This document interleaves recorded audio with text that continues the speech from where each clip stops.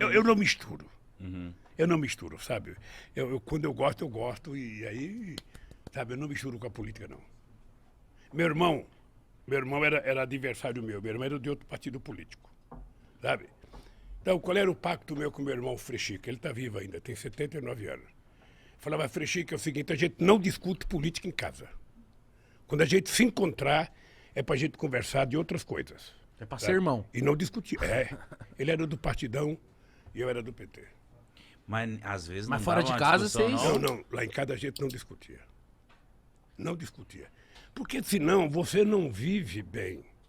Você tem que separar os lugares que você, sabe, pode falar de determinadas coisas. E eu e ele vivemos bem. Até hoje ele que me colocou no movimento sindical, ele que me levou, sabe? Eu não gostava de sindicato, eu odiava sindicato. Por quê? É, porque eu era despolitizado. Você sabe que ser despolitizado é moda, né? Ser ignorante é moda no governo Bolsonaro. Quanto mais ignorante, mais moda. Melhor. É, Quanto mais, melhor. Mas é isso que eu ia te perguntar. Por exemplo, eu vim de uma frota, Uma safra? de uma safra de pessoas que vêm daquela coisa assim, mano, política não se discute, não quero saber dessas porra, é tudo um bando de safado, não quero saber de porra nenhuma. Então, ultimamente, por causa do meu trabalho, eu tenho que me informar, eu tenho que aprender. Mas só que eu vim com isso na minha cabeça, de não quero saber de nada, não quero discutir, vai com esse papo chato pra lá. Por que você acha que no Brasil tem muitas pessoas que têm esse posicionamento de tipo assim, mano, eu não quero saber nem do Lula, nem do Bolsonaro, nem de ninguém. E aí acaba que a pessoa não serve pra nada também, né? Se ela não se posicionar e etc. Ô, Mitica, eu vou te contar uma história minha.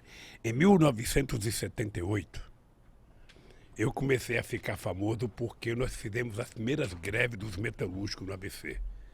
Eram greves, sabe? Primeiro foi greve por fábrica, depois nós fizemos greve. Nós fazíamos assembleia no estádio com 100 mil pessoas. Era muita coisa. Então, aí o pessoal começou a me convidar para ir para a política. E eu dizia assim, eu achava que eu era inteligente, eu dizia assim, eu não gosto de política e não gosto de quem gosta de política. Eu achava que era o máximo.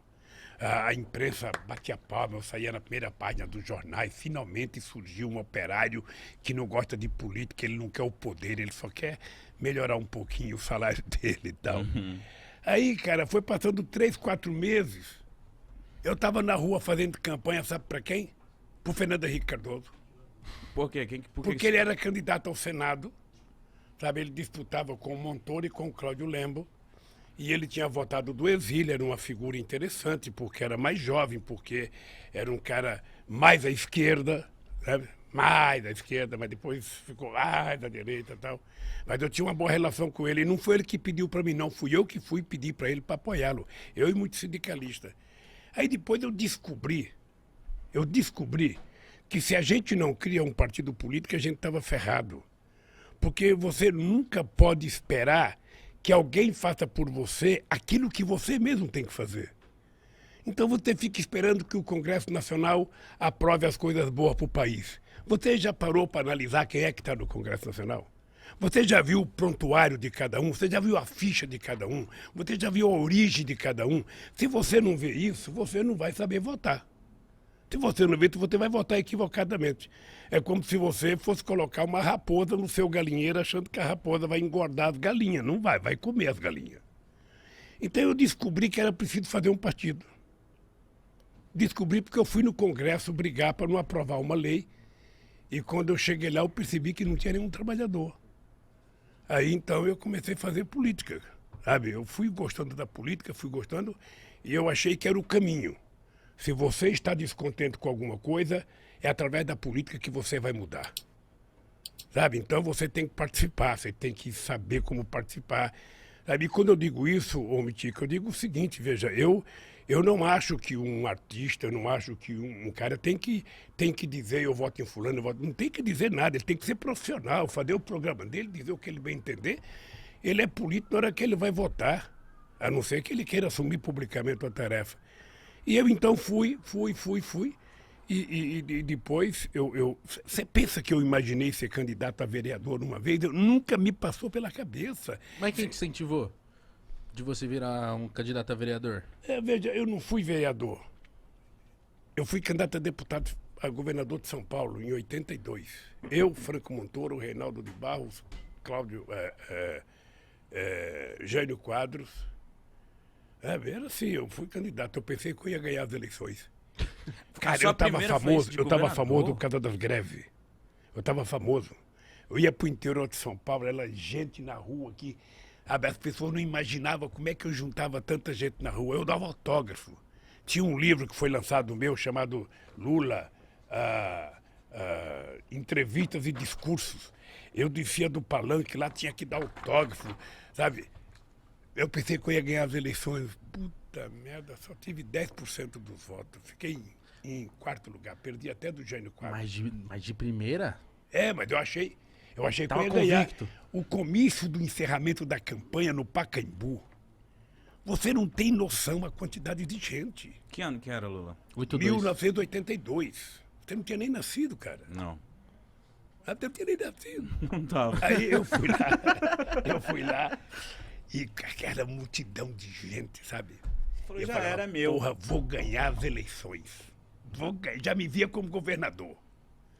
Sabe? Aí fiquei em quarto lugar. Uma frustração. Você não tem noção da frustração. Eu até pensei em parar. Aí quando foi em 85, eu fui para Cuba. Eu conheci o Fidel. Aí fui lá visitar o Gente Fidel. boa? Hein? Gente boa? Gente boa. Aí começamos a conversar sobre política. Aí eu falei, ó, Fidel, eu estou pensando em parar porque eu pensei que eu ia ganhar, não ganhei, eu só tive, sabe, 10% do voto. Ele falou, quanto que é 10% do voto? Eu falei, 1.254.000 votos. Ele falou assim para mim, ô Lula, não existe na história da humanidade nenhum operário metalúrgico que já teve 1.254.000 votos, cara. Você teve uma puta de uma votação. Para com esse negócio de que você foi derrotado. Não tem. Aí eu falei, pô, eu sou bom. O Fidel falou, então. Sabe, então foi muito bom, porque isso me deu coragem de entrar na política. Eu fui aprendendo. Era muito chato, porque eu imaginava que todo trabalhador ia votar em mim. Sabe? Eu falava, bom, eu sou trabalhador, sou do Partido dos Trabalhadores, todo trabalhador vai votar em mim. Puta, eu ficava nervoso, mais nervoso. Eu ia fazer comício nas estradas, chegava, sabe, nos corta. A classe média, sabe, apoiava a gente, batia palma, sabe, nas universidades, todo mundo. Mas quando eu passava nos caras que estavam colhendo algodão, cortando cana, aí eu ia fazer passeata aqui em São Paulo, no centro de São Paulo. Aí quando tinha um trabalhador trabalhando numa construção na Casa Civil, todo mundo, Lula, Lula, um trabalhador. Aí já mandava, eu levantava a mão, cara. Mas por que você acha que você não era popular com os trabalhadores nessa época? Não, é porque é o seguinte, o povo não tinha o hábito de fazer política. Política era uma coisa estranha. Esse é um país em que demorou. A mulher só foi ter o seu primeiro voto em 1934, porque ganhou na justiça. Esse é um país que só votava dono de proprietário de terra, gente alfabetizada e gente que tinha conta até de 200 mil réis. Pobre, analfabeto e peão de fábrica, jamais votava. Aí o pessoal também falava, pô, esse Lula é um analfabeto igual eu, porra, por que eu vou votar nele? Ele não tem condições. Aí eu descobri que leva tempo, viu, Gão? Leva tempo de você convencer as pessoas das coisas. Aí é um trabalho de muito debate, de muita discussão. Quando eu passo num lugar que eu vejo um cara ser contra a política, eu não acho ruim. Eu fico só imaginando que informação que ele recebe todo santo dia. Porque eu tenho uma coisa que eu falo para a juventude o seguinte, olha, ô Igão, você pode não gostar de política. Tá? Você pode dizer, eu não gosto de política, política é tudo ladrão, Lula é ladrão, sabe, Haddad é ladrão, Fernando Henrique Cardoso é ladrão, Bolsonaro é ladrão, Dória é ladrão. Você pode dizer tudo o que você quiser. Mas mesmo você pensando assim, você pensa o melhor para o seu país, você pensa o melhor para o seu povo, você pensa o melhor para você. Então, se você acha que todo mundo não presta, você tem que decidir escolher um cara que presta. E esse cara que presta não é os outros, é você, cara. Então coloca o político que você tem dentro de você para fora e seja você o político decente, sabe, porreta, sabe, que você quer. Não tem outro jeito.